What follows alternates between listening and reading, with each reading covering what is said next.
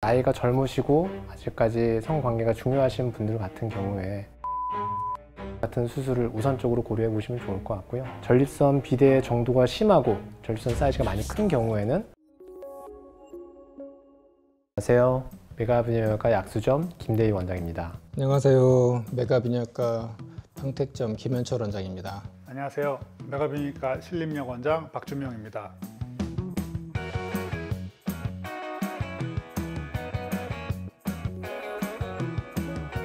가장 큰 차이점은 최근 트렌드가 아무래도 미세 침습, 그리고 부작용이 가능하면 좀 적은 수술, 그리고 수술 후 관리가 좀 편한 시술이 많이 나오고 있습니다. 그런 방향성이 있는 게 최신의 수술 방법들인 것 같아요.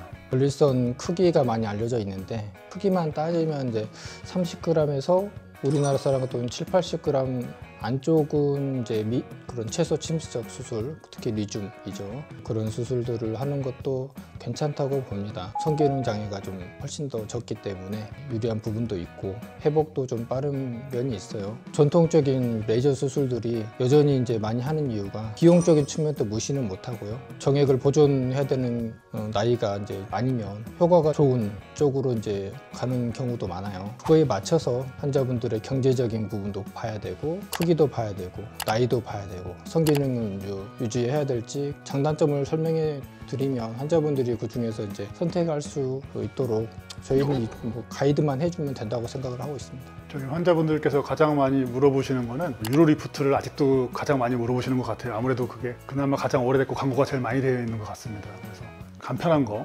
위험하지 않다고 생각하시니까 그런 거 많이 물어보시고요. 또 하나가 말씀하셨듯이 성기능 장애, 사정 장애가 일어나냐 안 일어나냐. 그래서 실질적으로는 내원하셔가지고 증상이나 크기나 이런 거에 따라서 병원만의 또 장점이 있으니까 그런 쪽을 좀 고려해가지고 진료 및 상담 받아보시는 게 제일 좋을 것 같습니다.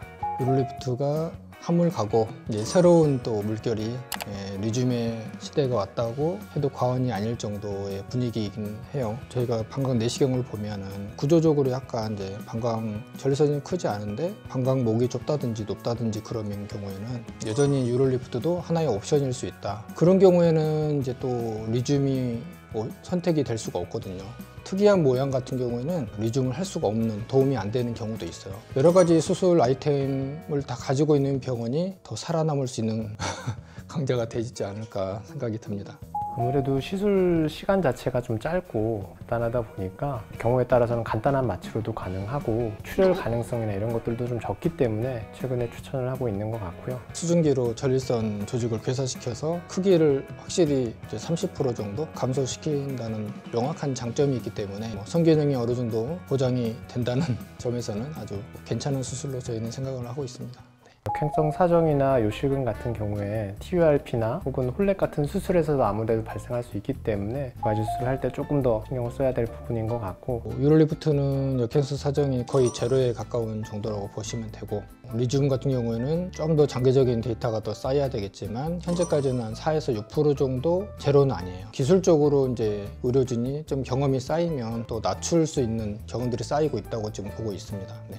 비용적인 측면에서 저는 TURP를 가장 많이 권해드리고 있는 것 같습니다. 환자분들께서도 간단하다, 당일 입원이다 이런 얘기를 듣고 가장 많이 문의하시는데요. 가장 전통적이고 전천후 방법인 TURP, 경직요도 전립선 절제술을 가장 기본적으로 권해드리고 있습니다. 나이가 젊으시고 아직까지 성관계가 중요하신 분들 같은 경우에 유로리프트나 리줌 같은 수술을 우선적으로 고려해 보시면 좋을 것 같고요. 전립선 비대 정도가 심하고 전립선 사이즈가 많이 큰 경우에는 홀랩 수술이나 이런 걸 우선적으로 고려해 보시는 게 좋을 것 같습니다. 가장 이제 일상 회복이 빠른 수술은 유로리프트나 프로게이터 같은 클립 수술이라고 봅니다. 극단적으로는 당일 일상 생활도 가능할 정도인데요. 다만 이제 일부 위험성 때문에 하루 정도는 도뇨관을 유치하는 경우들이 많이 있습니다. 도뇨관 유치하는 기간이 일상생활 복귀는 할 수는 있대 불편은 하죠. 도뇨관을 바지 안에 이제 숨겨놨지만 걸어 다니거나 운전도 가능하지만 과연 일상생활 복귀된 상태인지 사실 저는 애매하게 생각을 합니다. 그래서 그 부분을 좀 감안하시고 이제 결정을 하셔야 되는데 장기적인 데이터를 보면은 괜찮다고 봐요. 오히려 이제 TURP 같은 수술은 소변줄을 저 같은 경우는 이틀째